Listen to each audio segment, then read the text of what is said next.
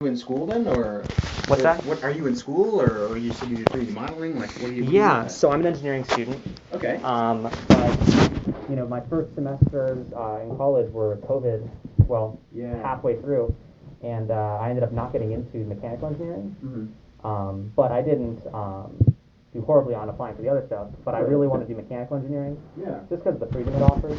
Right. So I was most interested to do mechanical engineering, and I ended up deciding to transfer. Probably the Cincinnati, but depending on whether or not my girlfriend gets into her intended major, which is aerospace.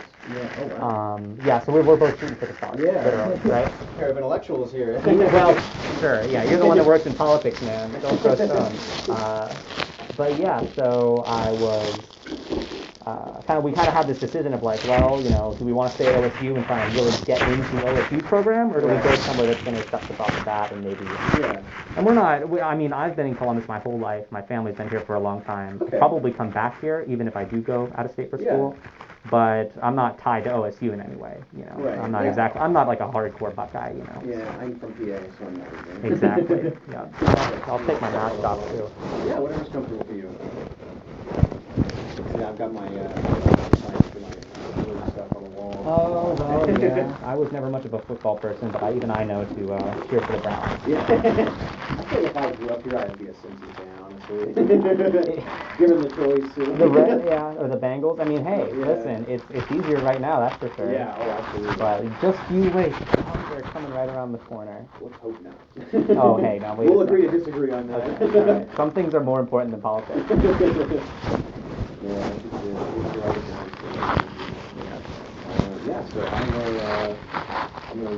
So I think when we get to dialing in, I'll have on. Are you gonna see? Yeah, you can sit with us too. I mean, absolutely. Yeah, for sure. I mean, I'll be a fly on the wall, but yeah, don't worry about it. I hope that if that's not a problem.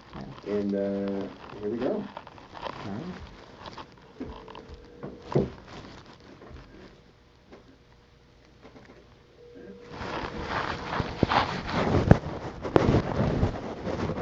Hey, Red Stick, this is Ben. I have Cam here. Hey, great. Hey, Cam. I apologize. I guess we got our wires crossed a little bit. Well, honestly, between the two of us, it's more likely to be me, I imagine. I already had a meeting sort of in the downtown area, and so I just must have assumed I should come to this one too. But I got to meet Ben and make fun of the Steelers merch, so, You a Browns fan? I can take it. Is it a miracle that he got this job? Are you a Browns fan, or is this? Do you see beyond that, or some things are more important than sports? Well, it's ironic a little bit, but I don't follow football that much, but my wife does. Neither do I, but my dad does. So you and I can understand each other on that aspect. So my wife, she can get the roots for it. And my oldest son was born in Michigan, so he roots for it. Matter of fact, everybody in my family except me roots for Michigan. And I figured I always root to my home state, so I root for the Buckeyes. But I honestly don't really care that much. So. Yeah, it's a loyalty thing more than a passion thing, I guess. Yeah, that and once in a while I just like to stir up strife. Ah, man. Where are you from, Camden? It's actually short for Cameron, but it's fine. I haven't used my full name, so it's a fine assumption. No, so I'm from Columbus. I was born in Riverside Hospital. My family's been in Columbus for a long, long, long time. My great grandma died here, and she lived to the age of 95 here, and so she was, our family's been here for a very long time, and yeah, so I definitely am a Columbusite, or a Columbus native, whatever you'd call it. Yeah, but for some reason I'm not really a Buckeye. I mean, even though I've got my dad and my mom both went to OSU and all that stuff, I never really got super into football like you said. And so as a result, I just didn't get the Buckeye bug. Although I am technically still an OSU student, sort of, but I'm transferring out soon because of some stuff I just went over with Ben here in my engineering degree, just to continue that. So. Oh, good for you on your engineering degree, I guess. Well, I hope I transfer to a good school and stuff. Yeah.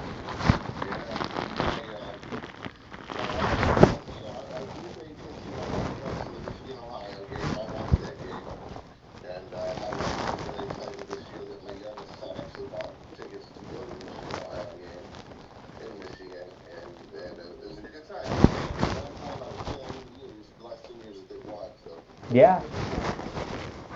I mean, hey, it's not a rivalry if there's no competition, right? And I don't know if you saw this week on the floor, but on the house floor, but a lot of us were wearing, blue and gold, for the Ukraine. Yeah. And I leaned over to, one of my neighbors. I said, "This is the only time you'll see this entire legislature wearing blue and gold." That is, I got the joke when you said blue and gold. I was like, wait a second, you're right. Those are Michigan colors. I hadn't thought of it, but yeah. Oh man, it's some things are truly only possible during war. Comment about that, but I just think it was because I just kept it to myself. Yeah, well, that's fine. You can tell me that. I think that's pretty funny. If you want to ever drop by and just have a face-to-face, absolutely be open to that, especially since you live there. Yeah, absolutely. You didn't travel from Cincinnati or Marietta or something like that for this. Yeah, I would probably be kind of sad if I'd driven 2 hours. But again, I think the reason I assumed this was an in-person was because I was already going to be here or like in the area. And so I was like, oh yeah, I'll just walk down, yeah, all right, cool. I just want to make sure I'm not imposing anything. Yeah, cool. Well, hey, then Ken, briefly a little bit, and I know that you are opposed to 454, and I can respect that. And I'm eager, and I understand you have a personal story and some things to relate there, and I'm very eager to hear your story. Yeah, well, there's definitely the personal story aspect of it. I think I have an experience, through childhood and into adulthood that's very relevant to the bill and its aims. But also, I just, from looking at the sources and all that stuff that you were working with, I wanted to present myself also as an avenue through which people could ask any questions without feeling judged or anything like that. I don't know to what extent you've interacted with transgender people or anything like that. I have no idea. You seem like you've really done a lot of reading of it and a lot of research, but it can be hard to find us. So I thought maybe I'd find you and let you know that two things about me right off the bat is I'm a pretty passionate person, I pursue my goals with a lot of passion and vigor. And second off, I don't really judge my friends. And I just want you to know that, like, whatever questions you have that come up, don't worry about asking them the right way with the right words or anything like that. I don't get offended easily. I don't bruise too super easily. And you can ask me whatever you need. Thick skin. I grew up in a really big Catholic family. I don't know if your family was Baptist, but I definitely got a lot of japes and jibes in my big Irish family that, it's part of learning the trade, right? Yeah, well, my family has all kinds of experiences, and just to be brief, my father had many addictions, died from his addictions. My mother also battles addictions. My mom pretty much brought us up in church, and it was a Baptist church, but I have connections and friends that go from atheist to Baptist to Catholic to Jewish. Yeah. Like you said, I don't judge my friends, and in fact, I value people who are different than me. And have different perspectives and see things in a different way, because that makes me a better person when I can have those conversations. Yeah, absolutely. Yeah, I can definitely see that, and my mother also suffered from a opioid addiction, and yeah, it was I would say one of the lucky kids who it really didn't affect me a ton in childhood in the same ways that other kids might have in terms of financially my family's in a good position still. In terms of health and safety, I am healthy and all of that. But definitely it's not an easy thing to go through as a kid or when you're growing up. So let me ask you, how old are you, Kim? I'm 21. Okay, very good. Mm-hmm. It may seem irrelevant. I just do not see me in person. I don't get that image of older or younger or what have you.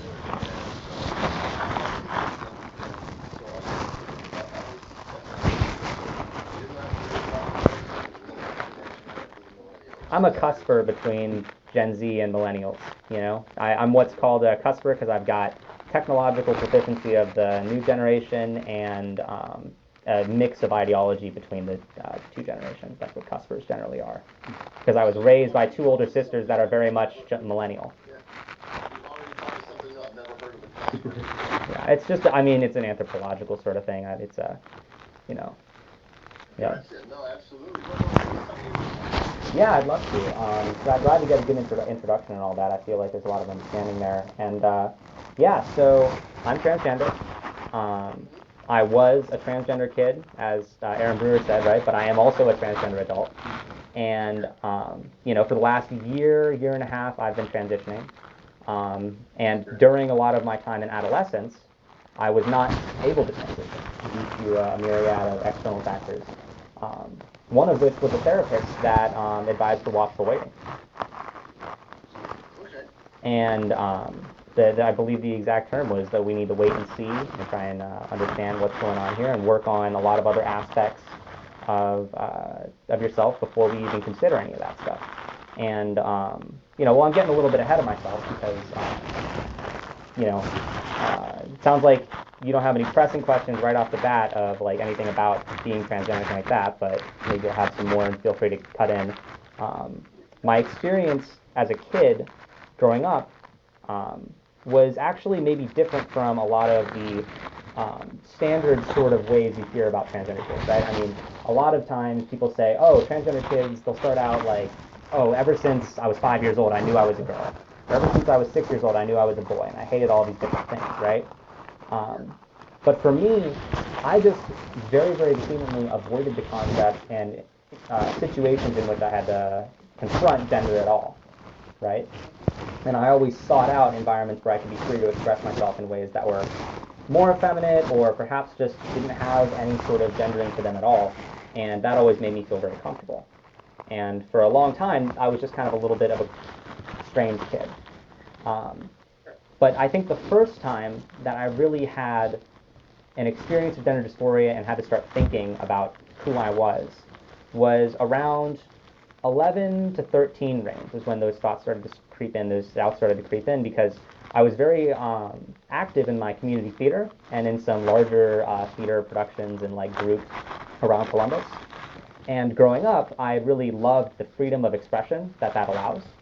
But as I got older into the middle school age, you kind of know, I don't know if you do know, but like generally that's when the young boys kind of stop doing theater because it's a girl thing. And the young men that are left are kind of sought after in terms of being able to do leading male roles. And so the reason I make that point is because I started to no longer be cast in extra positions or in the chorus, essentially, and I started to be, you know, the leading male in a lot of community theater plays, and I started getting speaking male roles in larger productions or larger shows that I was a part of in different theater groups. And this made me really uncomfortable. And I didn't fully understand why at the time, because I'd never really seen a transgender person or heard the concept of gender nonconforming or anything like that. I had no idea that gender could be expressed in a lot of different ways, you know. I didn't even, there's a lot of different words for that, but anyway, sorry. What were you saying? No, for the record, I played Billy Bones in Treasure Island and Michigan Theater. There you go. So I was a big part of the junior players back in the Yeah. And were you proud of that? Yeah. Yeah. I was told. I've been engaged in some sort of drama as theater most of my life. I actually tried. Wow. Probably until I was about, so I was about 29, somewhere in there. Yeah. That's crazy. That's really awesome. And so, so like, this is interesting because you can really understand that I felt like I should be proud and excited to be on stage and to get these roles and to get the attention that I was getting. But I was deeply uncomfortable with it. And that's maybe where the understanding breaks off, because you were just proud to be in that position, right? Because it matched with sort of what you wanted to do and how you wanted to present yourself to a certain extent, right? Well, you know, it was kind of I did a lot of things. I was a very shy kid. And people, when I tell people that today, they just look at me to them that I actually was. But in the theater, I kind of got to break out. I kind of felt like and be someone else, and you know, stand out, and just kind of, you know, step out of who I was and whatever I was dealing with. And I found that to be, you know, Yeah, it's a building experience for so many kids. It helps so many kids break out of their shells and develop friendships and skills that they're going to use for their entire life. Like, you're not in theater anymore, but you definitely, to a certain extent, use those skills to this day, right? When you find yourself that often, you learn communication. Yes, yeah, absolutely. Eye contact, which is as you probably, I actually, during my testimony, if you watch, I probably made less eye contact than I'm comfortable with because I was communicating with two people for some things, Hmm. perhaps, to just check on my notes and make sure I knew where I was. But normally, and if you watched, another bill that I just had about hospital visitation, a lot of people write their testimonies out on those things that they don't, Hmm. student card, and make that eye contact. So those are things that I did learn through theater, to be able to express yourself, make sure your face out, all that kind of silly stuff. Yeah, yeah, absolutely. And like those skills that I was learning have stuck with me to this day. And Yeah. it's something that I enjoy doing. Like, I knew that I enjoyed theater, but the issue was that because I was getting cast as a guy and being forced to sort of present myself as a guy, whereas before I had, um, dressed however I pleased as like a extra, right, on the dance floor and all that stuff. And suddenly I was sort of, it's sort of like I didn't go out and find gender, gender found me, which is of course weird to personify gender, but it definitely was a sort of environment of, I believe that's when the chase started, so to speak. And after that point, sort of things went downhill in terms of my self-confidence, my ability to connect with, my experiences in any aspect of my life. You know, it felt like I've been conked over the head to a certain extent because something that I was so passionate about before and something that everyone was really proud of me for doing, right, was suddenly something that felt wooden in my mouth, right? Okay. And not just that, but it was, dancing and singing and acting and all that stuff is a very involved, very, bodily conscious sort of environment and discipline. And doing that was just, at the very onset of puberty was something that really I realized that I was not comfortable with myself, right? As things started to change for me. And that's again, like I say, it was sort of felt like you were being chased down by like just a presence that prevented you from presenting yourself or doing things in the way that you were comfortable doing. So you kind of, so let me just sum up and make sure I understand. So about this age, you kind of felt like you were gender non-conforming, but you did not necessarily feel transgendered at this point. Is that a correct assessment? That's a correct assessment, but in terms of terminology, it's very difficult because I didn't have the terms necessary to describe how I was feeling. Nowadays, kids do. And so what I'd like to point out is that I believe that if I had known even the concept of being transgender beyond something like the sort of punchline at the end of a Adam Sandler movie, I would have been far more understanding of the feelings that I was having. Does that make sense? I Um, think so. yeah, So and how did you learn about the concept of transgender then? I learned about it probably in an involved way. Again, you see headlines as a kid, or you see on the news, or you see in a movie a man in a dress. That's really not sort of an act. Yeah, transvestite is something totally different. Yes, exactly, and all that stuff. And so I was probably in very beginning of high school, so 15 or 14 years old. Eighth grade or high school are kind of murky for me because I switched schools from my local public school to a charter school called Metro Early College High School. Okay. And in that environment, it was a sort of alternative school where I actually left because of bullying. Um, Okay.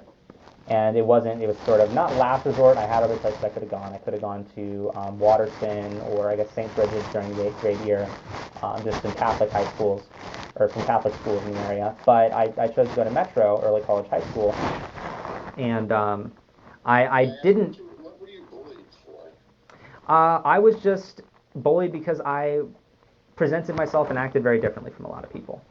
I sort of had I had a lot of the sort of effeminate mannerisms that oftentimes young kids do have when they're gender nonconforming.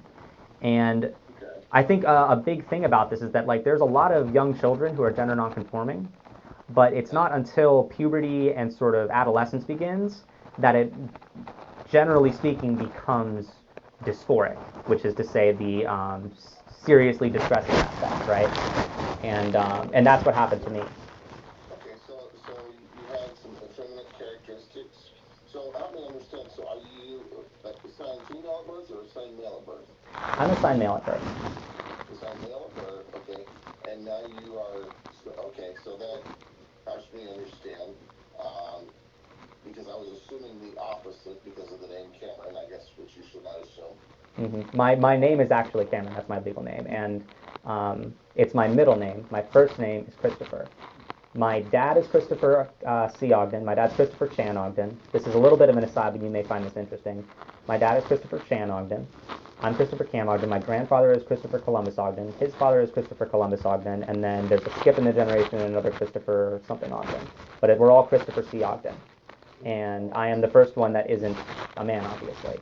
But they named me Christopher C. Ogden, and my mother chose my name of Cameron.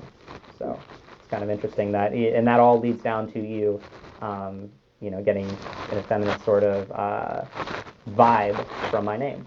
So it's just it's a long line, right? Yeah, so you were born male, and now you are identifying as female. I don't identify as female. I identify as a woman. My sex cannot be changed. Okay. That's interesting to hear. I have heard, in some of my research, people who say the same thing. So you identify as a woman, but you consider yourself to be a male biologically, but living as a woman. Is that the correct terminology? Well, the gender identity and gender of womanhood and the gender of manhood are intrinsically separate from the biological realities of how we're born. No one can change the fact that they have certain chromosomes, or really, more accurately to be said, no one can change whether or not the doctor looked at them and thought that it was a vagina or a penis, right? And that's just something that follows us all through our lives. But our identities are things that we craft on our own and sort of grow into and understand. Okay.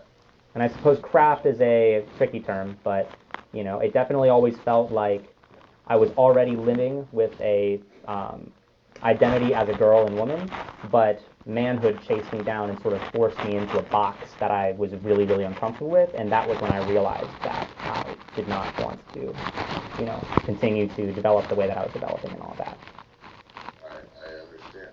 So I will let you continue with your account, and then maybe I'll have some follow-up. Yeah, absolutely. Feel free. I don't mind being interrupted or anything like that. Whenever they pop into your head, you can ask me. And so I kind of corrected your language there, but only just sort of gently. I don't judge you for using female or male or woman or man.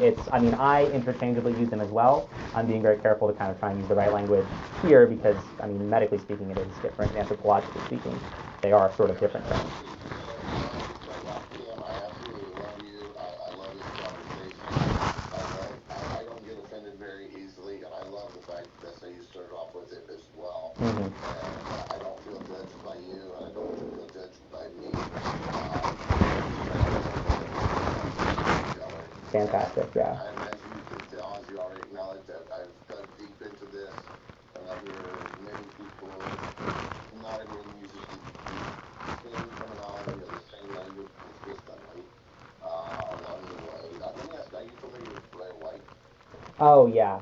She's I'm sorry, I didn't mean to have a reaction to that. Yeah, I'm familiar with her. Yeah. No, I mean, you can have whatever reaction you want. It's just some of the things that you just said sound similar to some of the things that she would say, and so I'm just asking, kind of curious if she would be someone that you would identify with favorably, or if maybe she goes a little farther than you would go in some of the arguments. So I'm going to use a terminology again, just in the interest of being a little bit open about my knowledge and how I feel about the situation, but the term that's used sort of among the broader transgender community for people in Blair White's position and that advocates for things that she advocates for is, and this is not a good term, but it's largely online community, is true scum.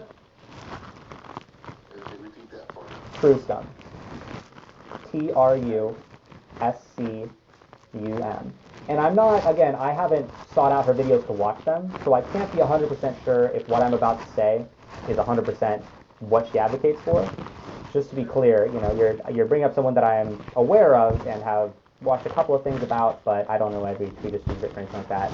But my understanding is that the things that he advocates for are very much, if you want to transition to be a woman, then you need to put everything into it, or you're not 100% valid as a trans woman.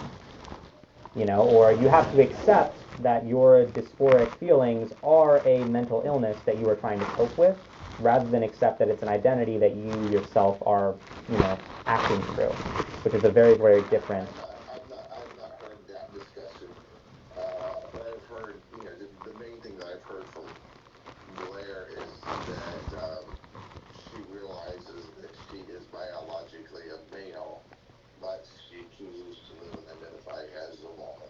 So yes. Yeah, because it seems like that's how you express yourself as well. Yes, and I believe, again, I can't speak for the entire trans community, but from my understanding, that is generally how people think about it. I wouldn't say that biologically a man is the way that they talk about it, but it's, hey, listen, I have XY chromosomes, I have testicles, and that sort of anatomy and all of that, and that's something that I'm dealing with, and I feel dysphoria about, and all that stuff, and my identity and the sort of life that I'm leading, because that's who I am, is as a woman, right? Okay. That's my gender identity.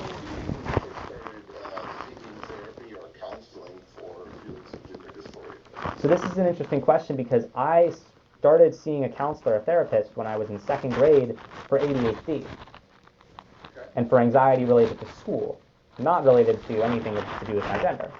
But when I came out to my parents at the age of 15, and I said, hey, I think I'm transgender, I think all of this stuff about me kind of aligns to the fact that I identify as a woman and I would like to live my life as a woman, but right now my body is forcing me to go through a male puberty and I'm not comfortable with that, right? And I'm starting to feel that grate on my life in ways that are affecting me mentally and all of that, and certainly physically. What was your parents' response? Were they supportive, curious, questioning, concerned? Well, all of the above? Both of my parents were engineers, and you might, I sometimes you can tell, like, by the way someone speaks, whether or not they're kind of an analytical thinker. I'm a pretty analytical person, and I've been told that, like, I talk analytically. I talk sort of like that. And my parents, I've learned it from them, is the reason I mention that. I bring that up. They're very much sort of, let's look at what's going on, let's figure stuff out. And of course, the first thing they said was, well, gee, we need to bring in someone with expertise in child mental health and all that stuff, and talk to you about your feelings, and then talk with that person as well, and learn more about this, and understand what the course of action should be, and if any, right? So that all I'm saying is that their first reaction was a sort of go on a fact-finding mission. And I think that's probably something you've heard from a lot of parents. Sure, yeah. Yeah. What happened next is very interesting, and is probably the most relevant aspect to your bill here. Is my therapist very much sort of advocated for the watchful waiting approach. Okay. And so can I ask who your therapist was, or you don't have to tell me if you don't want to, or where did you find the therapist? Now, the only reason I'm going to hold off on naming my therapist is because we went to my therapist for help with this issue. They did not have expertise in this issue, right? We went to them because I worked with them previously.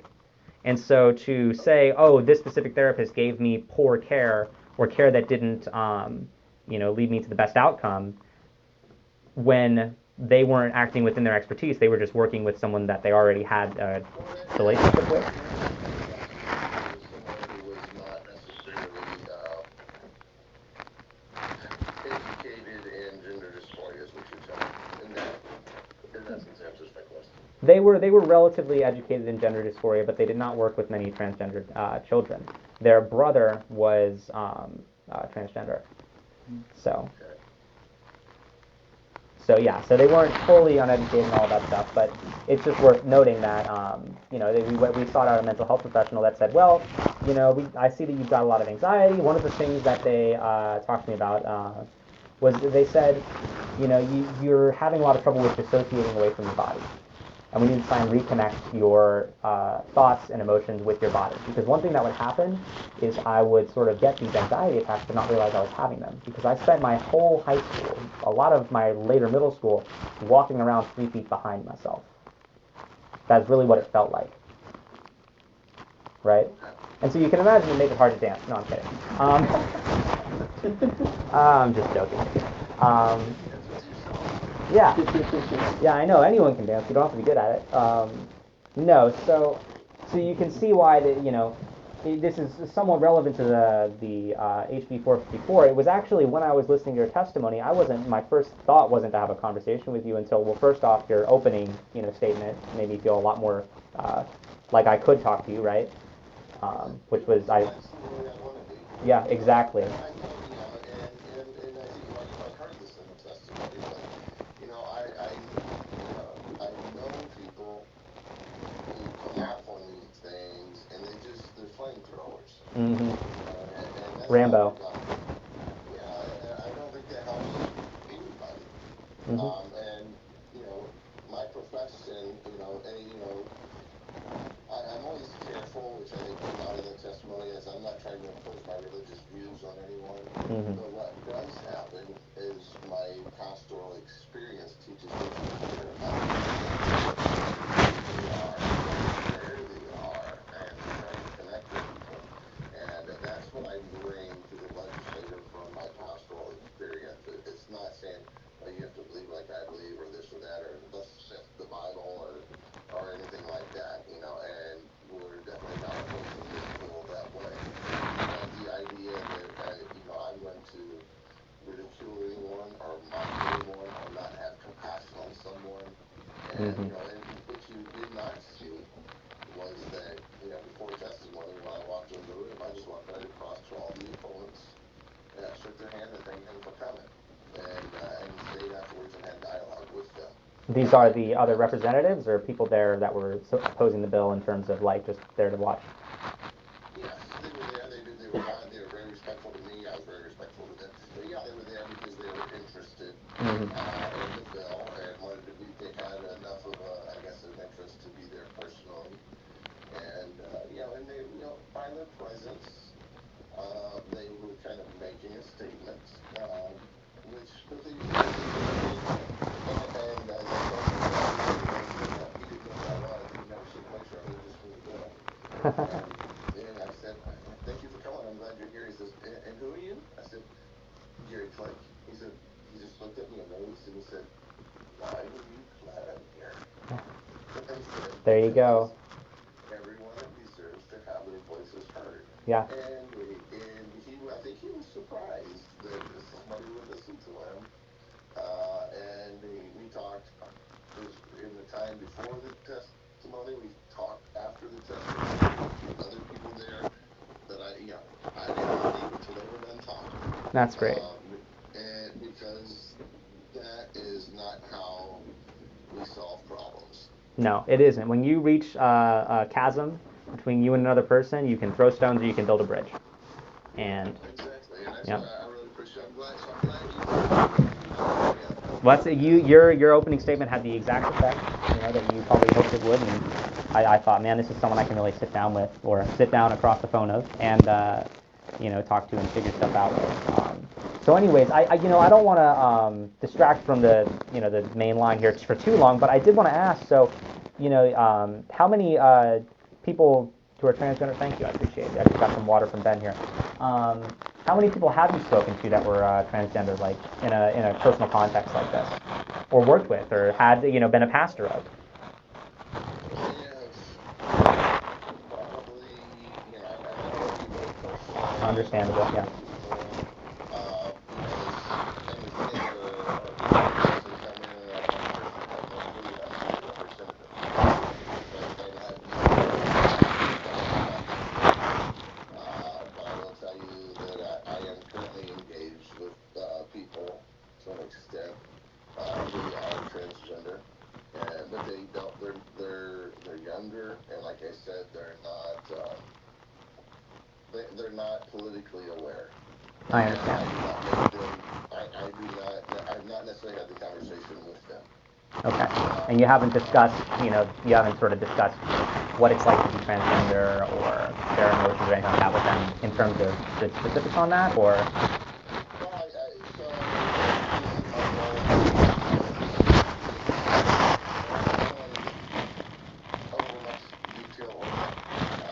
because I want to respect other people's privacy. I understand. Because again, people come in and out of our church, and someone comes in, and as you know, it's not as rare as some people think it is. It's certainly not as rare as it used to be.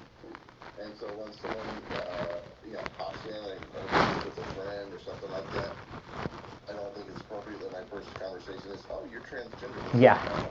Of course not. Yeah.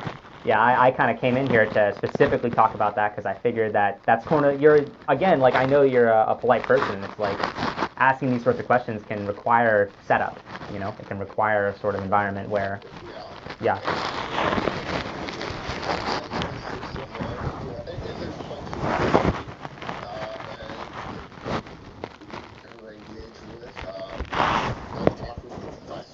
Within our community, when I say professionals, I mean professionals who advocate, for transgendered individuals who are married or living with transgender individuals, who have transgender children. I have certainly met more people after the bill than before the bill, but I've been aware of people before the bill. I had conversations. Sometimes it's just somebody at the gas station that, and we don't necessarily sit down and talk about, I don't say, "Hey, you're trans, aren't you?" I just don't do. But yeah, answer my questions right now, please. Yeah. Exactly. Yeah. Well, the only reason I ask is I don't want to get into like the personal information of other people, but I just wanted to know whether or not what I'm doing is something that you've done with other people before. Probably so, not necessarily to the extent that you and I are doing it. Okay. Yes, I have had conversations. I have conversations with the transitioners Mm-hmm. as well, which I consider them part of the trans community. Because they've been all the way through the whole gamut of it.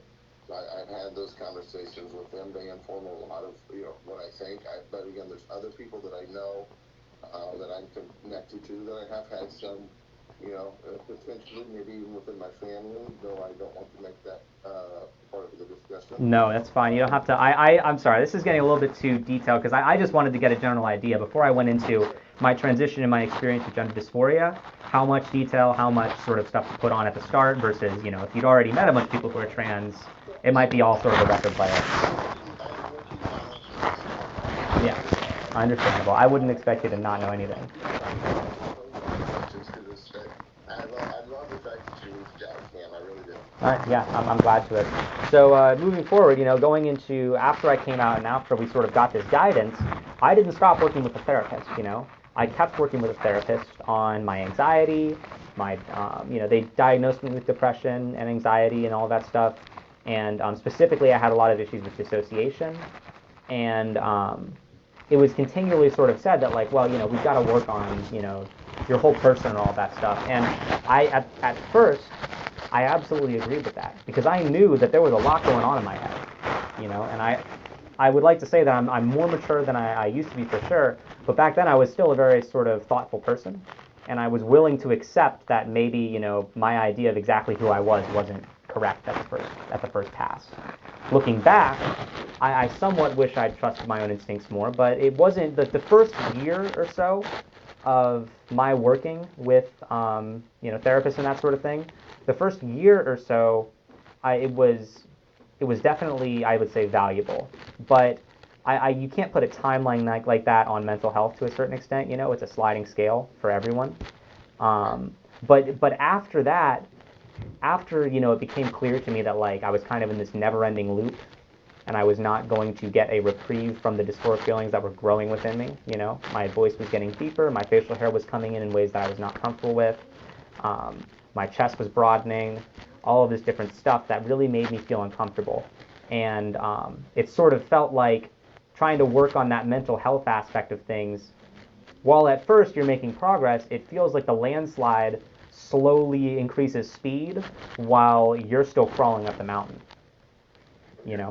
And ultimately you're going to get hit by something and fall down eventually.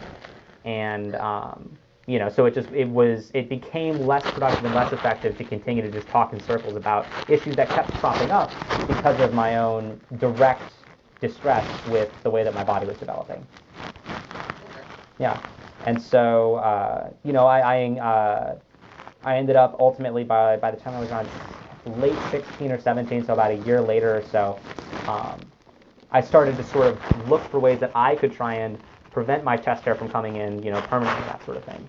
And so I used Nair on my chest in a way that it was not supposed to be used. I used it for a much longer time period than it should have been used, around my nipples and on my chest, and it was extremely painful, and it was very, very difficult, and I had to hide it from everyone for a long time. I had to treat like this sort of chemical burn infection sort of thing without telling anyone, because again, even though I was meeting with a mental health expert, there was sort of this relationship where I had to appear, and again, it became performative after a certain point, because I had to appear that I was mature and put together and ready enough to make decisions about myself, but at the same time, I was just crazy enough to merit treatment for the issues that I was having.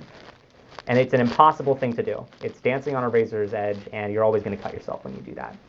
And so, thankfully, the burns I experienced healed in a way that doesn't show a permanent scar, but the hair on my chest grows back in a way that is not normal. It kind of gets very ingrown, that sort of thing. And I don't mean to give you any graphic details or anything like that, but I just wanted to give one example of the different ways that I struggled and was, put into severe, severe distress. I was not a kid that had ever thought about hurting themselves before. Are you there still, sir? Sounds like you might. That's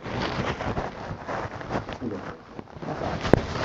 I hope it wasn't gory details. I don't want to give any sort of details that are inappropriate or anything. I just thought that that's a great example of.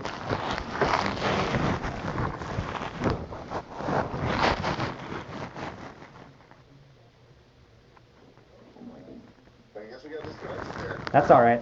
Where did I cut out?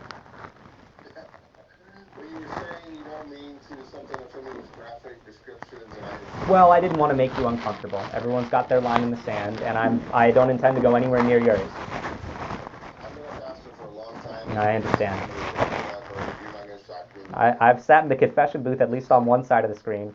I know you don't do confession, but I know. Yeah, I know. Believe me. People still come into my office. Yep, for sure. Yeah, that doesn't have to be through a screen to be important. Anyways, so there's that example. I could go on with a couple of other examples, but one of the things that I'll say is that my therapist did not assess me to have any sort of self-harm tendencies or anything like that. And when those started to develop within me because of the hatred that I was developing for my own body, and it truly did become hatred, I began to feel a great sense of distaste and disrespect for the gifts that God gave me. And even that I felt bad about, because we should all be comfortable and happy with our own bodies in terms of, being able to express ourselves and that sort of thing. But because of the way it was changing, it got harder and harder and harder to do that. And so yeah, it was extremely unhealthy. And I've still got, I don't know if Ben can show, but I've got pock marks on the side of my face here from a time when I was obsessively shaving, because I wanted to have as clean shaven a face as possible, because it just terrified me to have my facial hair growing in. I was just crying and actually I couldn't cry. I can cry now that I've started transitioning all of that with the hormone treatment, but one of the saddest parts is through all of this, I was dissociating and so disconnected that I could not emotionally sort of do anything like that. But anyways, so I was shaving so obsessively that I sort of gouged a part on my cheek. It's a very small part. It's really sort of irrelevant in the grand scheme of things, but it's a reminder to me how terrible I felt about myself and how terrible things were for me during those, probably 16 to 17. And then, just as an aside, like right after high school, I lived in the boys' dorms, and I sort of let in that I had some issues at the start of college. One of them is that I was in the boys' dorms, and I felt deeply uncomfortable. I had to go home to shower and shave and do all of that stuff, and because I just did not feel comfortable in the bathrooms there, I felt unsafe.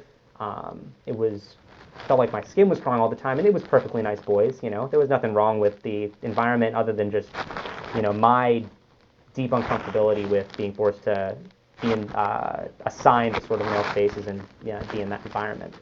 And so anyways, I just wanted to point out I just wanted to, outline that specific aspect of the story. What's that? I'm getting a little static on the phone. Oh, we haven't moved locations, no. Okay. We're still in the office. I don't know, maybe you hold it too far away. Here, I'll lean forward a little bit. Yeah. Did you hear everything that I said? I did. Okay. This sounds better, so whatever you did. Yeah. I'm just sitting closer. I'll lean forward. Don't worry. Okay.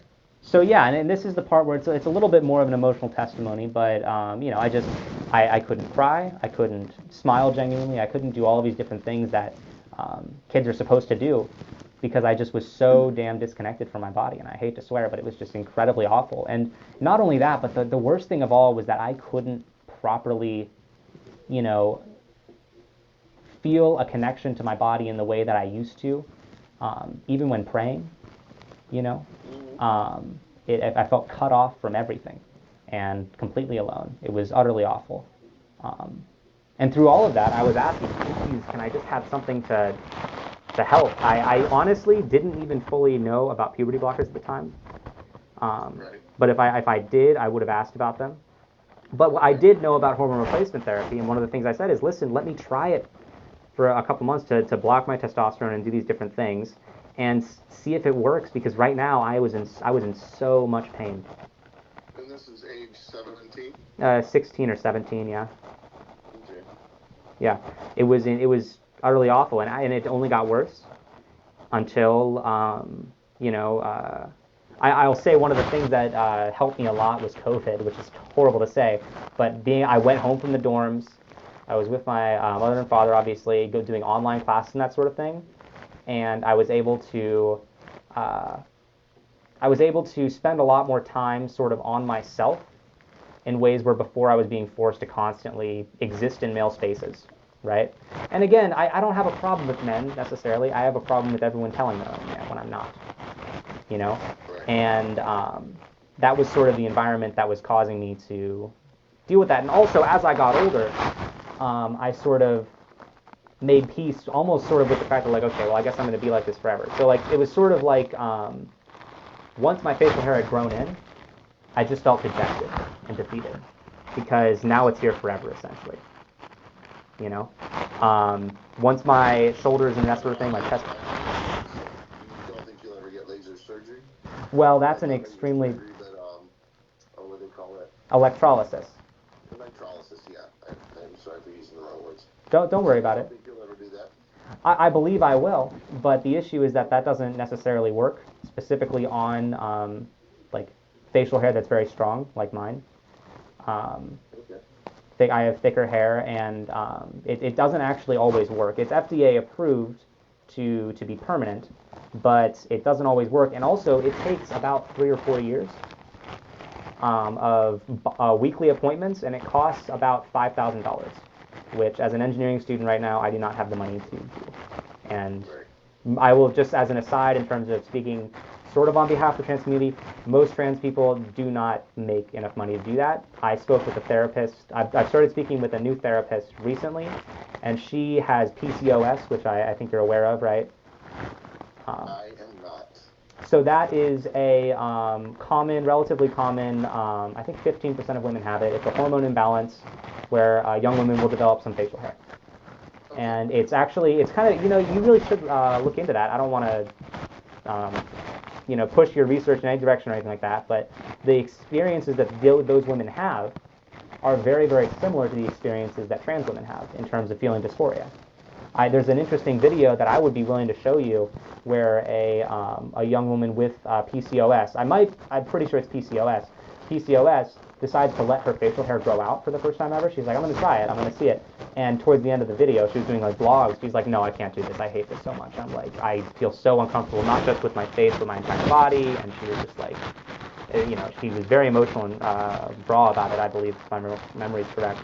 And it was a pretty interesting thing to see someone who was biologically assigned to be a woman go through something that I went through in 15 or 16 and have the exact same sort of reactions and emotional feelings. But anyway, so my therapist is around, I think she's mid-30s, and she's finally now getting around to starting it because she's finally making enough money to be able to afford it. So it's not a single procedure. It's not even a year. It's multiple years. It's a very long process to get rid of. So I suppose saying it's never going to go away isn't 100% true, but it is very, very difficult to get rid of. And it's going to be bothering me, for the foreseeable future. So anyways, I ended up, but I didn't have as much of an issue with that once, sort of those sort of things had locked into my body, right? And since it was COVID, of course, I couldn't get an easy meeting to start HRT or anything like that. I mean, that's a whole process as well in and of itself. And the other thing is that since I was living with my mother and my sister, who my sister has been intubated before just because of asthma attacks. She has what's called vocal cord dysfunction asthma, and she obviously needs to be protected. And so my family circled the wagons around her. I couldn't seek out the medical treatment that I needed. Partially because of that, but it's not her fault. If I had been vocal about my need to do it, my family would have found a way to make it happen. But I felt a responsibility. Yeah, exactly. Now, with your dad, you're saying your dad is not in the picture anymore? Are they divorced or deceased? Or? No, my father is very much in the picture. My father is one of the great inspirations of my life, and I have a very good relationship with them. I came out to them when right alongside my mother. I haven't talked about them as much because it's interesting. They weren't as involved in my mental health journey. My mother is the one that's really more touchy-feely. My dad is the engineer that taught me how to weld, taught me how to be a good problem solver and analytical thinker. And in a way, my realization and coming to about my own identity comes more from my dad's analytical skills that he taught me than my mother's emotional skills. Because this is not an emotional sort of touchy-feely thing. This is me looking at myself in the mirror and understanding who I am. And that is honestly more of a problem solver journey than a spiritual journey than anything. Although that's subjective to everyone, right? I don't want to make that's just how I feel about it. Everyone has their own lived experience, and I'm learning a lot listening to yours. I appreciate you sharing it. Yeah. Is there anything that's do you have any questions about anything like that? Because really, you've reached the point. Is at that point I started transitioning, and one of the biggest changes instantly was even after that first estradiol pill that I took, stuck under my tongue, let it dissolve. What changed within me wasn't just the hormones in my bloodstream. It was my entire outlook, because I no longer could bear to disrespect the body I was given. Now my job and my purpose became to nurture it and to become the person that I wanted to be. So you are, I'm assuming, 18 when you started HRT? No, like I said, because I was in the boys' dorms, I couldn't safely transition, and then COVID happened, and I couldn't safely reach out to get the medication. So I didn't start transitioning until 20 years old. Yeah. So in a way, it's even worse than not being able to transition until you're 18. But not much worse, because I didn't grow much between those years, and believe me, I measured. Every inch that I grew, I cried over. So it felt like a chasm. Yeah. Oh, absolutely not. No, I'm happy with the direction I'm moving. I'm proud that I'm working hard to improve my body rather than being forced to sort of be in a position where I can't do anything about it.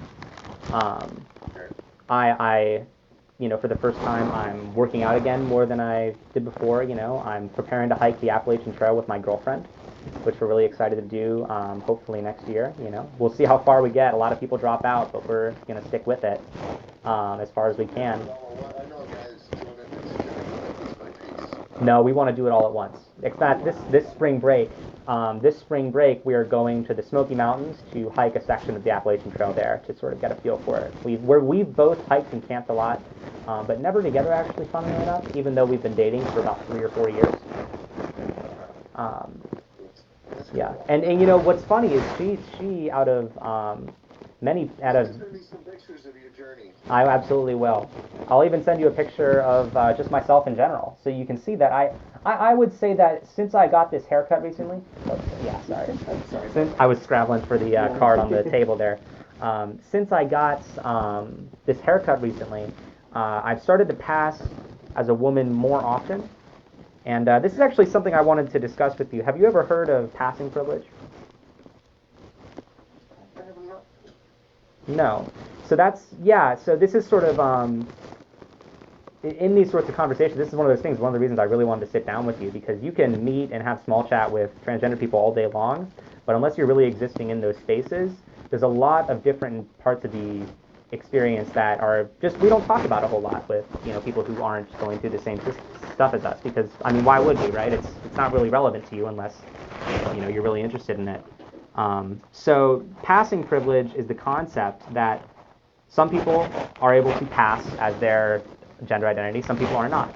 And everyone is valid in their gender identity regardless of whether or not they specifically have facial hair or don't, or are, really big and tall and have broad shoulders or not, all of that different stuff. But people who pass are less likely to be victims of hate crimes, for example. They're less likely to be harassed, both verbally and physically. And what I will say is that over the last time that I've been transitioning, although I'm happy with the direction I'm moving, I'm still very much in a position where I am unsafe because I don't yet pass as a woman. And my goal is to go as far as I can in the direction that makes me comfortable, right? And I'll be happy with whatever I get. I don't have this goal of like it's passing or nothing, and no one should, because for some people it's an unattainable goal because of the fact that they were forced to go through a puberty that has left them permanently sort of in a position where their body, quote unquote, gives them away as transgender. And those people will permanently be in danger for the rest of their lives. They're less likely to be employed. What's that? In your experience, that people who begin transitioning in their youth, with the chemical transition, that they all have passing privilege? Depends on a lot of different factors, but I would say that in my experience, all have. You can, of course, go out and find an example on the internet of anyone who maybe they had a super masculine voice at age 12, but they hadn't even started puberty yet. Okay, well, that's very unfortunate. But along the majority of people, I would say that it's easier to pass the more early on access to puberty blockers is given.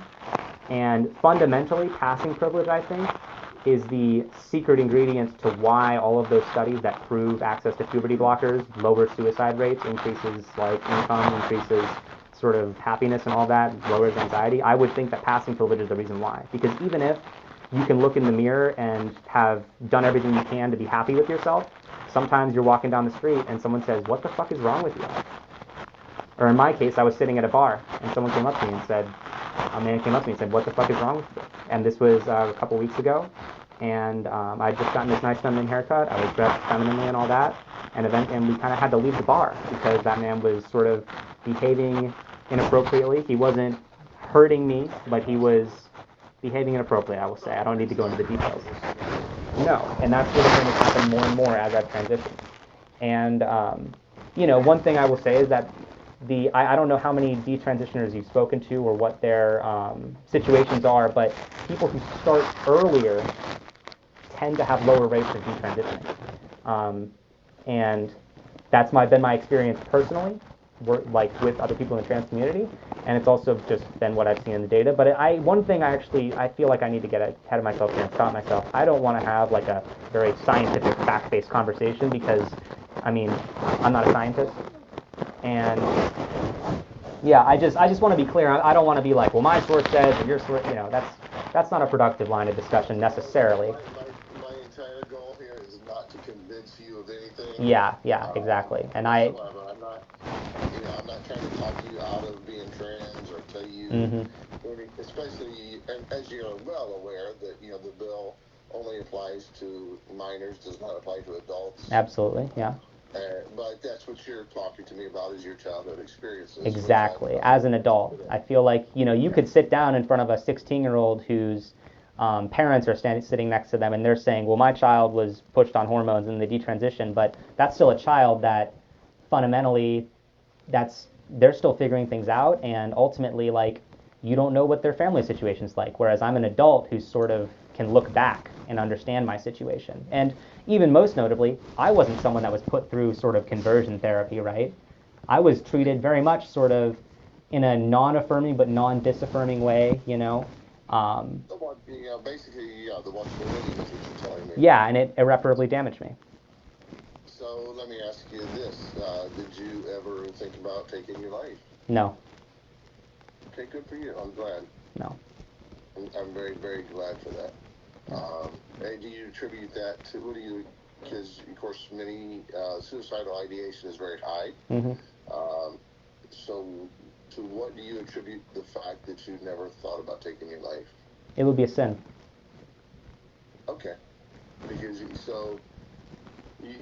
believe, because it would be a sin, you've never thought about doing it. Okay.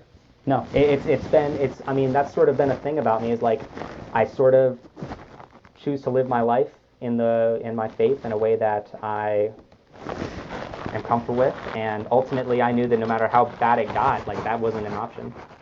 And Good. Number one, good for you. Good for you. yeah. Now, from our I gather you are Catholic in your faith. Is that correct? I grew up Catholic.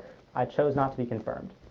And that was, it wasn't a controversy in my family. My family is Catholic by culture, but not necessarily everyone by faith anymore. But about 20 years ago, it would have been definitely Catholic by faith as well, everyone. But things change. People change. But I just have a general sort of openness to Christ. And, yeah, and I don't have I would say I'm non-denominational and not super open about my faith. In fact, if there's anything that I would ask you kindly to not disclose, it would probably be my faith. Just because I have a lot of friends who, don't have the best relationship with Jesus. As far as I'm concerned, our conversation is private. Absolutely. Yeah. Unless you choose to make something that you say public that you No, I wouldn't do that. I would like to take a picture of your notes that you're taking, but that's only, yeah, I hope you don't mind just me keeping a note. I hope you don't mind me keeping a note of the conversation, keeping a record, but I don't plan on, yeah. I don't mind that whatsoever. And it's honestly the conversation from mine. Exactly, yeah. I don't feel like you've done anything that's going to be like a gotcha, It's really just been me opening up to you and talking about my personal experiences. I don't think I've said anything that would hurt me. You seem like a man who doesn't. I don't know that you're capable of it. You seem like a good person. I don't want to shatter your bubble, but I am not perfect.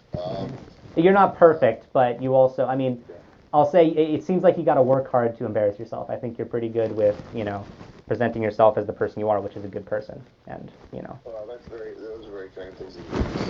Yeah. So I guess, if you don't want to talk about religion whatsoever, you don't have to. I'm just asking this for wrapping my head around some things, because the bill's not based on religion. No, yeah, absolutely. But do you go to an affirming church, or do you go to the church? You don't go. You say you go to a non-denominational church. Do you not go to church? Or? I don't go to church. I know that might be a little bit embarrassing to say, but churches for me have never been a comfortable place. I spent a single year at St. Bridget of Kildare's in kindergarten, and I did not enjoy it. I was not because I was trans or anything like that, because I didn't really know at the time. It was because I had ADHD and I was a very sort of upstart kid, I was a troublemaker, and I just had a really bad experience with organized religion, but I didn't necessarily give up on Jesus. You're not the only person in that condition, I assure you of that. Mm-hmm. And there are, just again, I ask because I know there are people out there who I was just reading that made it, and they took a whole vote to be an affirming church and so forth, church in my district. Yeah. And so forth. So there are churches who do not. Would you consider? There are different churches who treat it different ways, and I was just curious, how you navigated that space. Yeah. Being that you appear to be a spiritual person. Yeah, I definitely would consider myself a spiritual person, and at least for the moment, everyone changes and all that, and maybe someday I'll decide to be Catholic or decide I'm atheist or whatever. But one thing I wanted to ask you, just as a sort of, is your I actually have family up in Huron. Okay. And maybe when I'm visiting them, I could pop in for a service or something like that. It could be the first service I've gone to in a long time. But is your church an affirming church or anything like that, or? So we are not what I would call an affirming church, but we are a welcoming church, and you would certainly be welcome to come to my church. Okay. All right. Well, I'll keep that in mind. That's certainly. And now going on, because now that we're kind of talking about the religion thing, So you said this isn't a religious bill, and I believe you. And I mean, and not necessarily just because you've said it, right? I don't necessarily always take people's words completely at face value, but because of all the research you've done, you weren't just looking in the Bible for whether or not this bill is a good idea, right? And so that proves to me in a lot of ways that you're not looking at this necessarily with a religious slant. So when did this become sort of now? I guess now I do have a question about like your experience with with transgender stuff. Like when did this pop into your head as an issue? Was it the Center for Christian Virtue that approached you about it, or was it your own research or a parish member? Combination. So this has been on my radar, not as legislation, but just as Something to care about. Something I care about, because I care about people. And so I've been situationally aware of this issue and people who have gone through it, people who have struggled with it, some people that only I know have struggled through it, and some just private conversations that I've had with people. Because as you know, you already alluded to this earlier, 85% of people who experience gender dysphoria as a child desist through puberty. You're in the 5 to 15%, and that is, those are real people, just like anybody else. May I? Yes, you may. Yeah. So, I'm not actually objecting. Again, this is one of the things where I said I wouldn't judge you for terminology or word choice or anything like that. But gender dysphoria is generally, in the vast majority of cases, specific to puberty onset, or just pre-puberty. Okay. Gender dysphoria is the specific and, I would say, violent dislike for the sex attributes that develop during puberty, or in some cases, children will dislike their genitalia. That is the very small some cases. What you're speaking to, and I believe perhaps the research that you pulled that from, is about gender nonconformity, which I don't know if you actually. I do know that you've read some Kenneth Zucker. Yes. And I don't know if you've specifically looked at the numbers that you cited there as part of Kenneth Zucker, but specifically one of the things that is differentiated between in the WPATH standards of care is gender nonconformity versus gender dysphoria. And so people who experience gender dysphoria very rarely grow out of it. People who experience gender nonconformity, such as playing with dolls, being referred to a therapist for having very effeminate mannerisms, or wanting to act like a girl in this way when they're a child, that's very different from the very specific and very, very intense feelings of displeasure that come from gender dysphoria. So there's just the terminology there. Then gender dysphoria is very much the displeasure with the sort of onset of puberty and all that, and perhaps genitalia or things that are that kids have forced upon them. So I suppose a child might have gender dysphoria if their parents are forcing them to have short hair, but that's actually more rare than other things. And yeah, so people tend to grow out, you're right though, of gender nonconformity. They tend to get sort of put into that shape in puberty and just socially by hanging out with the guys or hanging out with the girls. But there's stuff to be said about the merits of that. I don't want to ramble too long. So what was the point you were going to continue with though? Well, no, and I'm just trying to answer your question, and anything you have to say, I have ears to hear. But ultimately it came down to people who have detransitioned in their experiences, and the fact that they do not feel, by and large, and it's a large group, they do not feel like they have been. How large? That they were appropriately counseled during that time, and they have made life-altering changes to not get that. So if you're asking what my motivation is, I understand. Yeah. That's probably the closest you're going to get to fully understanding it. Is I believe that we are. And I understand your journey, and I understand the heartache and the pain that goes with that. I also understand the heartache and pain of people who were not fully vetted, and people who like Kira Bell, which I said. Yeah. Referred to, who get to a place Absolutely. where It's like, dang, I don't even know if I'm going to be having kids anymore. I can never get my breasts back. And now she can't hardly go into the bathroom without being questioned. Yeah, it's funny. Kira Bell and I are in a very similar situation in our lives. Yeah, where we don't pass as the gender that we identify as 100%, and as a result, we are sort of in danger and in very uncomfortable situations. It has an effect on us, does that, that's kind of interesting. And Kira Bell's case, did you read the judge's opinion on that? I have read parts of it. I don't think I have read the entire case. So the clinic was found to be in violation of the WCAT standards. And that's why it's shut down and stopped applying those puberty blockers, because they realized that after a clinic gets found to be committing medical malpractice, essentially, it's over. That clinic is not going to be getting many patients, I can tell you that.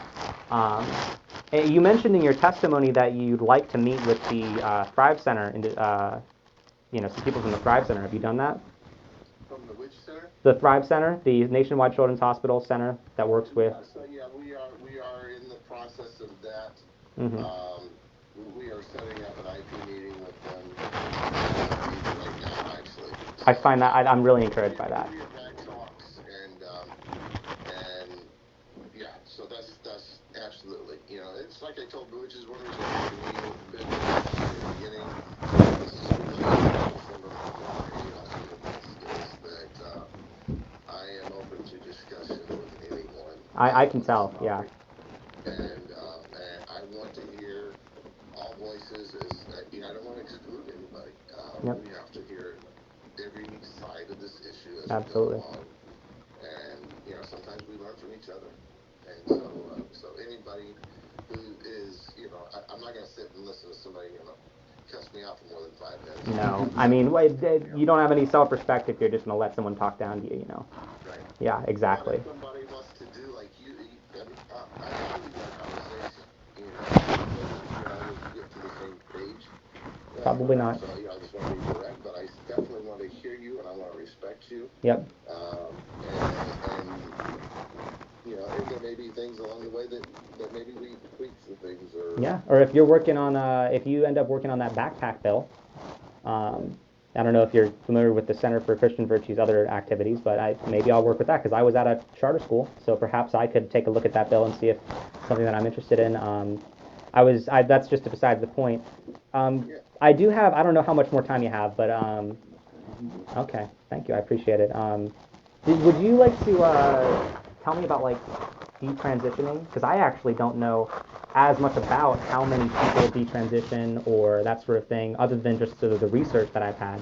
But it sounds like you've had some really compelling testimony with that. So this is an environment where you may be, what percentage of people detransition that are transgender? I would refer you to some of Lisa Lippman's work. Oh, I've read her work, yeah. She has better numbers than I do. I don't have those at my finger. I have access to those. I just don't have them at my fingertips.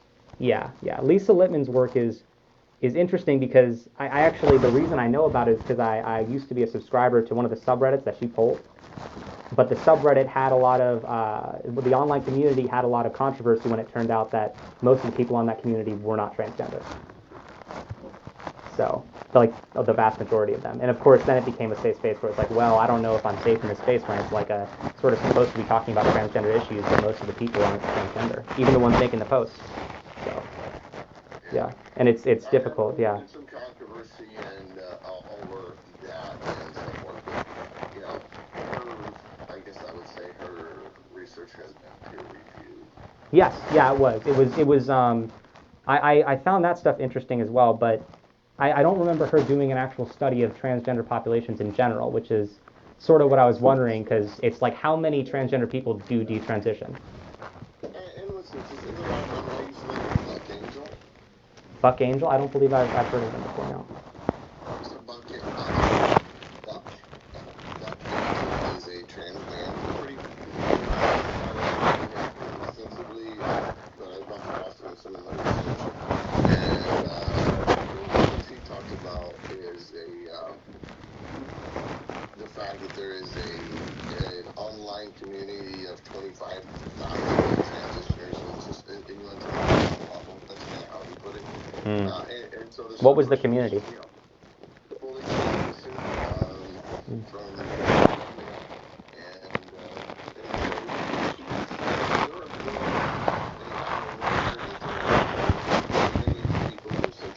transition, who are happy with their transition, but they will still tell you, hey, this is work. Yeah. This is hard. Yeah.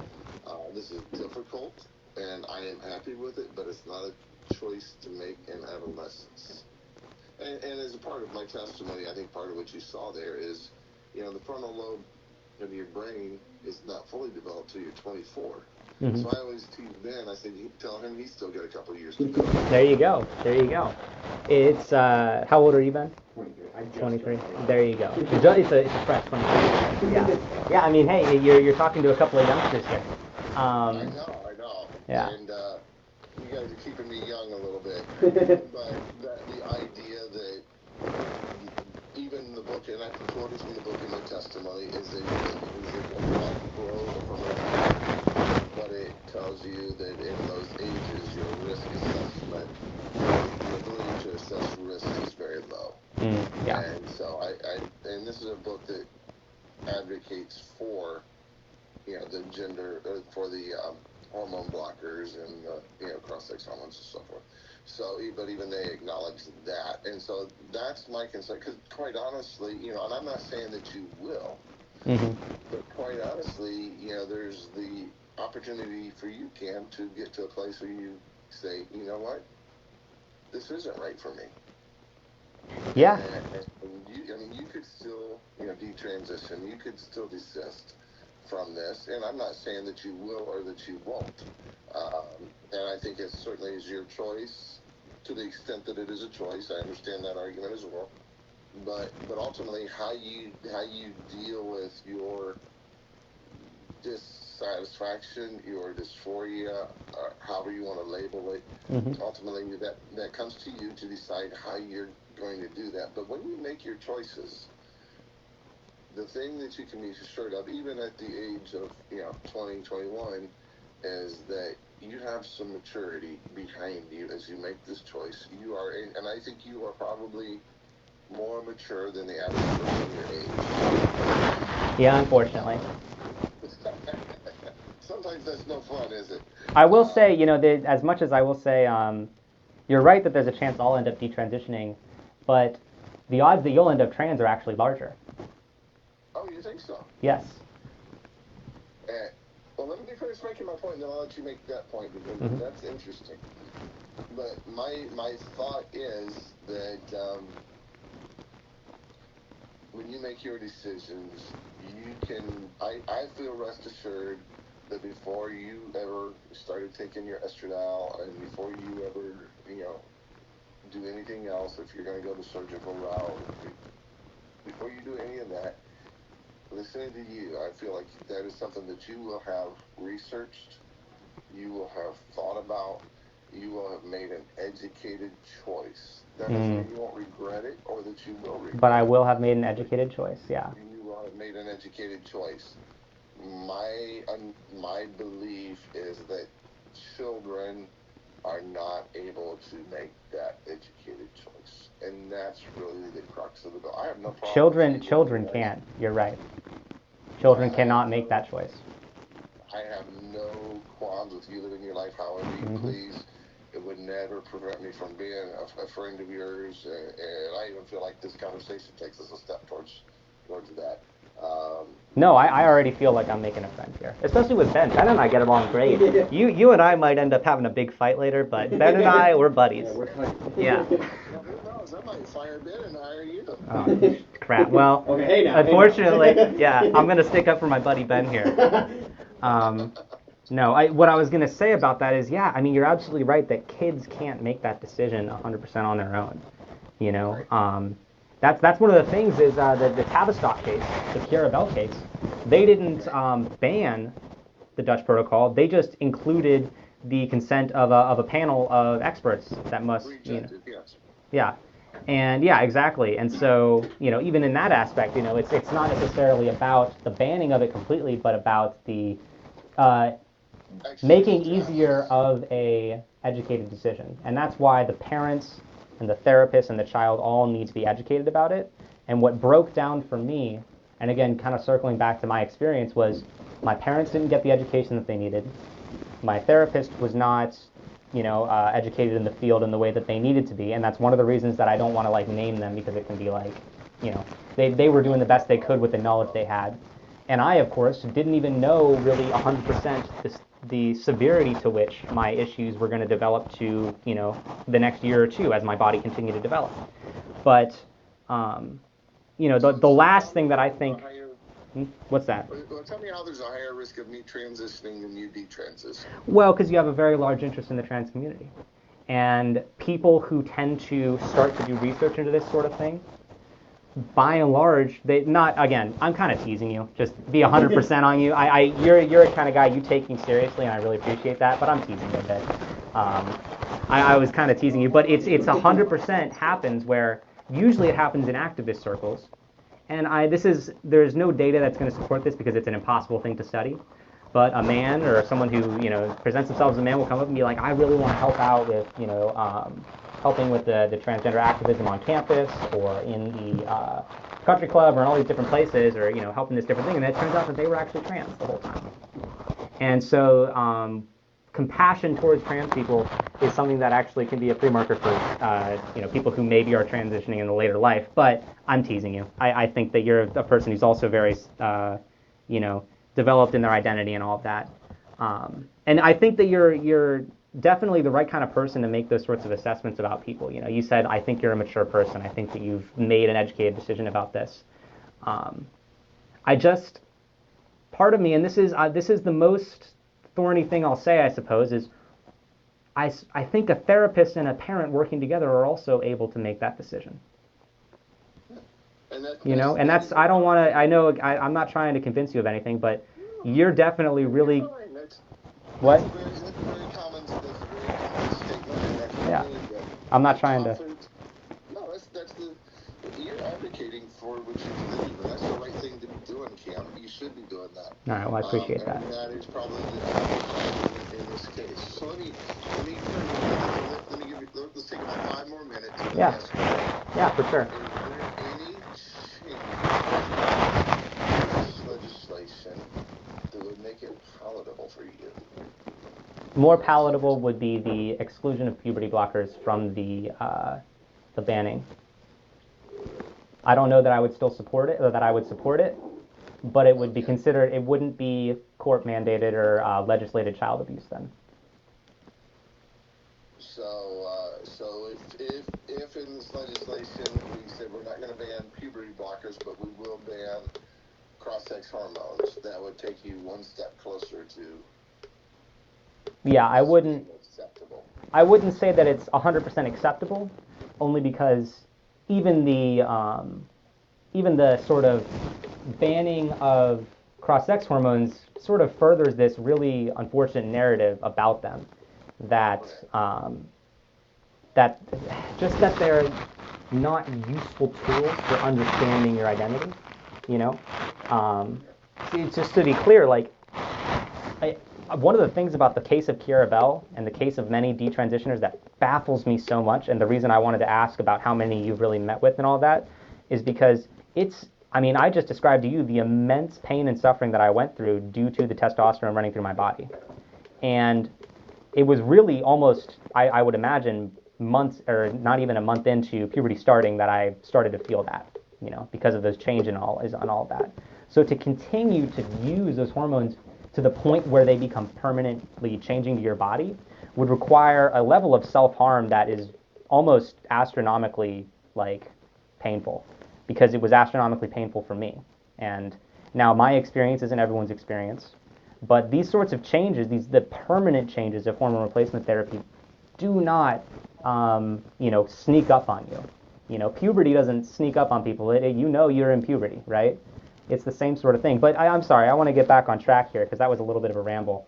The reason I bring that up is because the banning of any of these therapies sort of closes the playbook on a lot of these sorts of ways that parents and therapists can understand what's going to be best for a kid. But again, the complete banning of puberty blockers doesn't just have sort of the same bad taste in my mouth that the banning of cross-sex hormones does, if that's the term you want to use.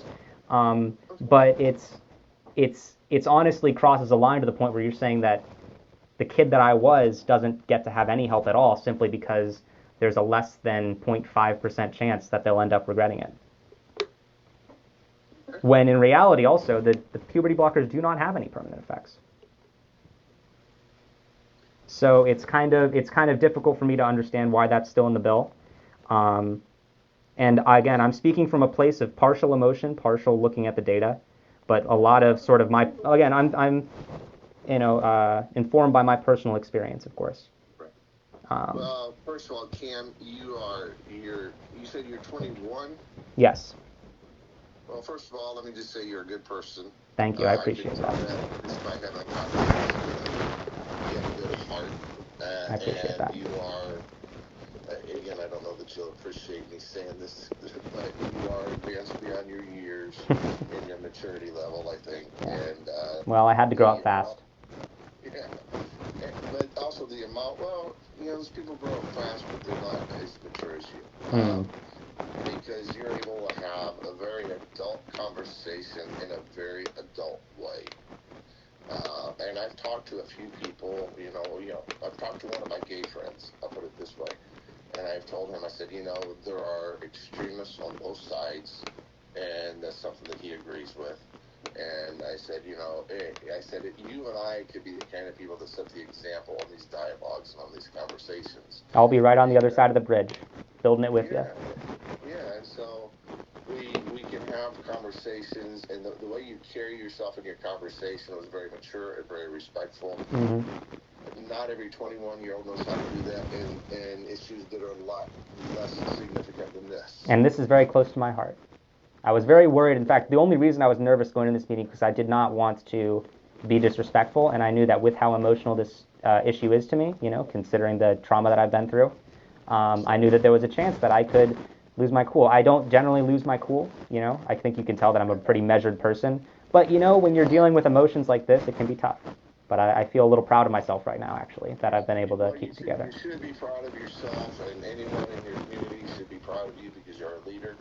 And and again, I don't know that you and I are going to get on the same page on this, but you advocated for your beliefs very brilliantly, very passionately, mm-hmm. but also very respectfully, and that's all that we can ask from anyone.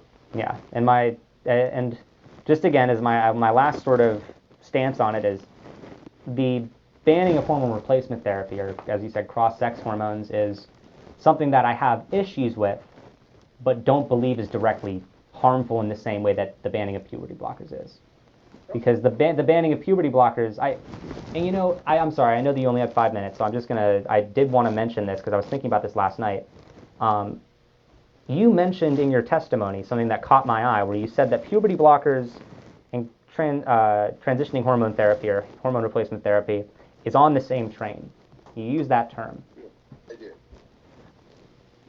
And I understand to a certain extent that if you only look at information, because you've researched a lot into transgender healthcare, and I can tell, but if you only look at research into transgender healthcare, you are going to find an enormously small desistance rate of kids who used hormone blockers moving on to using hormone replacement therapy, right? And that is, you are hearing what I'm saying, and it just, again, the fact you paid such close attention to the detail, it very much impresses me. Well, I really care about this, and I really care about you. Yeah. I think that you're a special person. I know you just kind of complimented me, but I mean, listen, there's a lot of people out there, like you said, flamethrowers, and people like you are not as common. Well, I will say that if the world had a few more of you and a few more of me, it might be a better place. Perhaps. But we would probably figure out a way to mess it up. Yeah, I know. I was about to say, there's probably a Mark Twain quote that makes fun of both of us right now. But anyways, getting back to my original thought, and I'd like to hear your thought on this.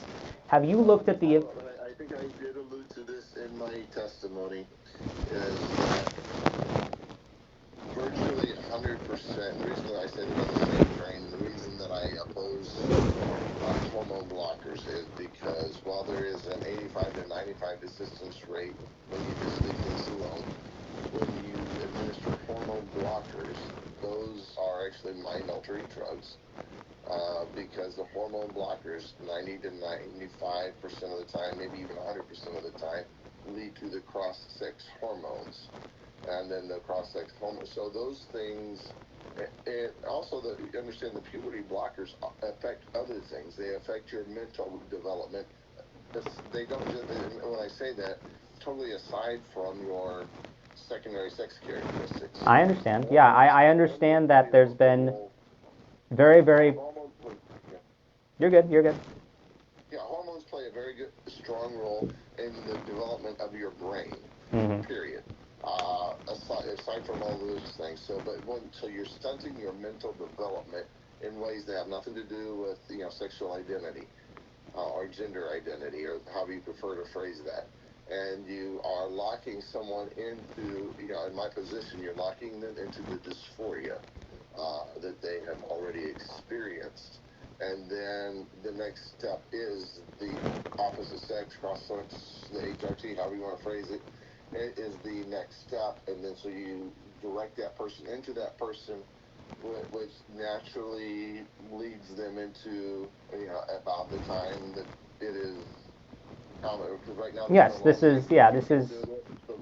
But we know it doesn't typically happen before 18, but there's no law preventing it.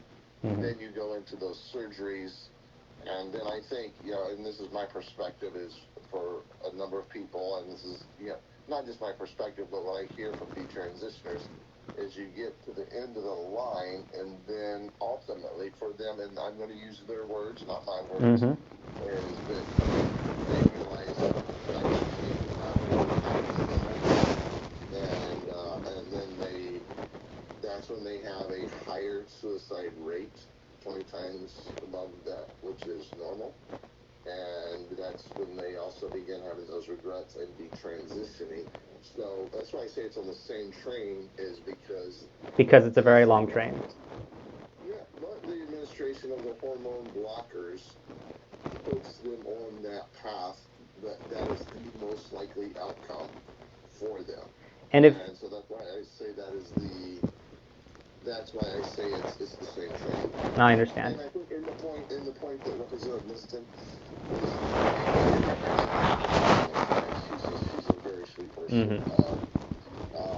But she was making is, I think she was under the assumption that I thought that surgery was being performed on 13-year-olds, which has never been the assumption, my position or my belief or anything like that. Yeah, I mean, I can tell that that's not your. Yeah, I knew that from your testimony. I don't know how anyone could get the assumption that you're thinking things that aren't true about that sort of stuff.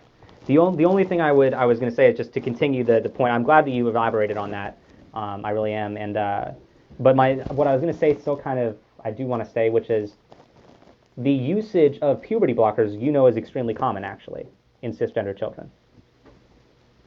Well, for precocious puberty. Yes, for precocious puberty and for a variety of different endocrine system issues. And those kids in the studies that have been done on them do not develop gender dysphoria or any sort of gender identity disorders. And another thing I would say, that's one thing which kind of shows that if you actually were to do a meta-study on the occurrence of gender identity disorder sort of issues among youth that use puberty blockers, it would actually be an incredibly small number, right? But then also, the desistance rate of kids who go in for therapy for gender dysphoria is extremely low. So if you want to put the train together, you got to go all the way back, and and that's one of the other sort of things that when you were making the train, you very specifically started at the puberty blockers, but the desistance from actual therapy for gender dysphoria is not so much dissimilar in terms of for when treating gender dysphoria. And then another thing is you again sort of use that statistic, which I believe is from Zucker, but I'm not 100% sure about that, about the 85 to 95% growing out of it. Again, that is gender nonconformity, which is things like, preferring to play with dolls or wear dresses or wanting to be called a girl, just different things, when in reality they're not actually experiencing dysphoria, which is that sort of serious displeasure. And I know that using these terminology can be difficult, and especially when everyone's trying to like jump to correct you and pretend they're smarter than you because you used the wrong term once, right? But that distinction is very important on a policy level as well, right? Understanding that people don't grow out of dysphoria nearly as often as they grow out of nonconformity, which is, again, just playing with Barbies and, playing with girls at the recess, jungle gym instead of boys and all that, which is something that Zucker was very interested in treating and quote-unquote fixing in his patients. And in fact, that's the reason that his clinic and stuff was shut down, and he sort of ended up getting looked down upon, which is kind of partially unfortunate because his research was really quite compelling, but, his practices were looked down upon by the rest of the community. Well, I will tell you, Kim, so just a couple things in closing. You're welcome to come see me. I appreciate that. I look forward to it. Yeah. I'll keep that in mind. This is one of my favorite discussions, which can be reviewed. Very few people do that. It's been that long? Wow. Wow. Yeah, I flew by. Mm.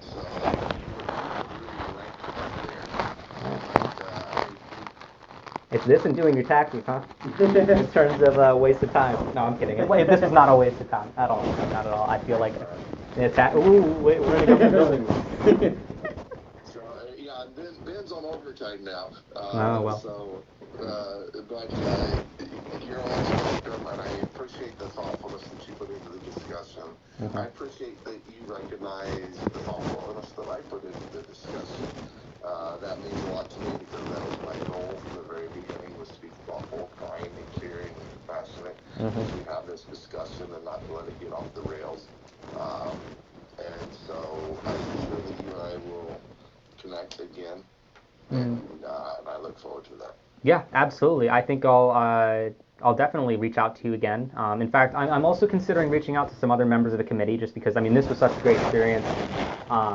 I wanted to talk with you first, partially because I knew from your testimony that you were a compassionate person, and I realized that I'm emotionally capable of talking about this. This is one of the first times that I've really opened up with it in an environment that isn't therapy or with very, very close friends. So I believe I'll maybe reach out to some other Republicans and Democrats, people on both sides. I actually don't know that this issue goes down a party line, so it might be a little ignorant of me to say that. But you're actually pretty. I think it's a very fair assessment, because there are many people who have supporting my position who are Democrats, who are Democrats, very pro-LGBTQ. But there are also Republicans who don't agree with me. Yeah, and it's kind of an interesting issue in that respect, isn't it? This is one of the most interesting issues out there, I think, if you can be dispassionate about it, yeah.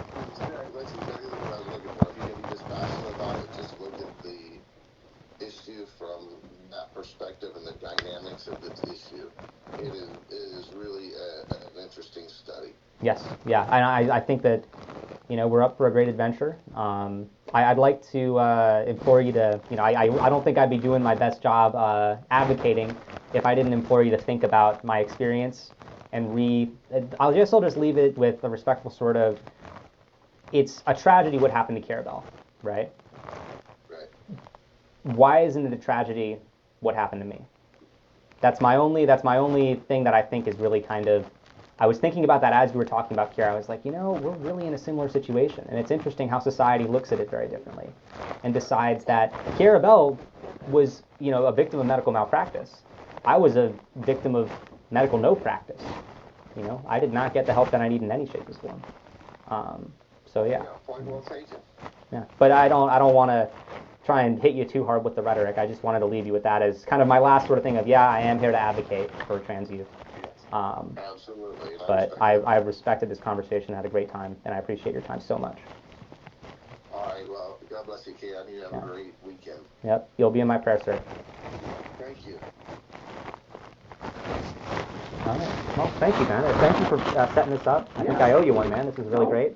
That's what I'm here for. Yeah, absolutely. Yeah, what other things do you get up to as legislative aid? Do you want to talk if you head out, or are you headed out right now? Yeah, well, I don't have any. You said you were on overtime, so. Yeah, I like it. You want to get a beer? I'm 21. I believe I would. I actually respect it. Really? I have to be there, and it's 6. It's just across the street, so it's not. What are you doing? I actually park valet over at the Residence Inn over here. I work at, I actually not working there right now because it's school. Yeah. But I saved up a bunch of money from working at a place called The Kitchen. And Yeah, I was just, okay, yeah. busing, doing, I say on my resume that I was a cooking class assistant. Yeah. But that's only because you know what they do, right, with the interactive stuff? Or have you only been there for events? I haven't been there. I've only been in Columbus since about August. So. All right, well, here, let me give you my number. Yeah, and you absolutely. can call me up to, know anything. I could take you to Club 185, which is my favorite little bar that's kind of cheap. Or I could take you to Lindy's, which is a nice place. You ever been to Lindy's? I live about a block away from Lindy's. Yeah? And I went there for my birthday. Yeah, where'd you go to school? You just out then? Yeah, I graduated in May. My diploma's right there. It's Grove City College. Oh, okay. Which is a private conservative school up in Pennsylvania, right by Pittsburgh. Yeah. But yeah, I appreciate that. Yeah, no problem. I'd love to help someone who's new to the city and state. Would you like to see the? Yes. Yeah, I'll I take a wanted to picture. talk about these with you anyway. I just wanted to be clear that I'm not. I know, yeah. I didn't want you to feel like I was looking at you across a piece of glass, or you know what I mean. I didn't want it to feel impersonal.